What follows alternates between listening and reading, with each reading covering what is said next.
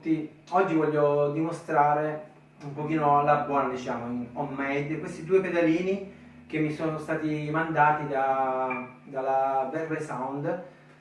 Sono dei pedalini artigianali costruiti a Cireale in Sicilia. Praticamente me li ha mandati Antonino Coco, che ringrazio per la fiducia e per questo onore di provare questi due pedalini che mi sono rimasti veramente impressi per la qualità, il dinamismo e per la naturalezza del sound.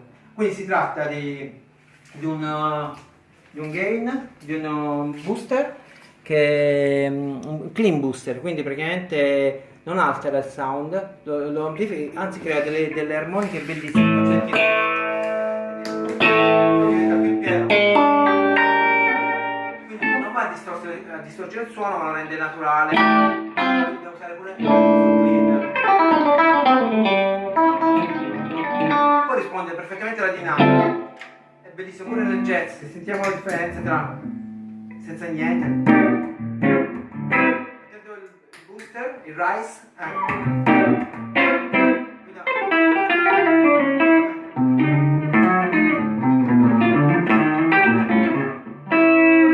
avete proprio l'attacco.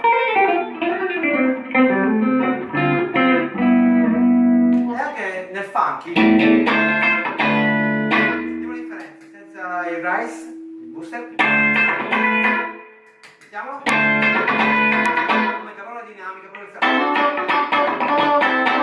sound. E sentiamo invece lo stream roller, che sarebbe l'overdrive, quindi ha diverse combinazioni che io ci sto lavorando stamattina, la prima volta che li testo, ma sono messo veramente innamorato. Allora, sentiamo questo qua, senza il booster, solo l'overdrive, lo stream roller. Allora, la cosa bella è che risponderà proprio alla dinamica, come se fosse un strumento artificiale.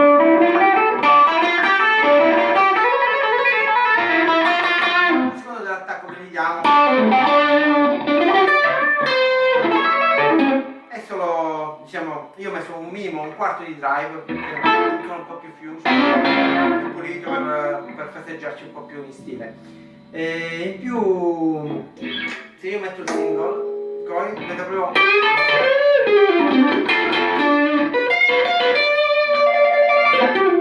aggiungiamo il rise, il booster, sentiamo la differenza, inizia a prendere vita, a guadagnare l'armonia. Poi sono con i single coil, ma mettiamo degli humbucker. Senti la differenza, senza booster.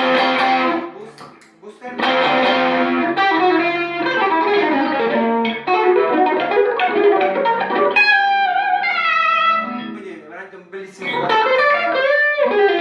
Qui mi sentirete presto nei concerti live e nelle registrazioni, perché sono proprio innamorato di questi pedali. Ringrazio ancora Antonino Coco e tutti voi che mi avete ascoltato. Buona giornata.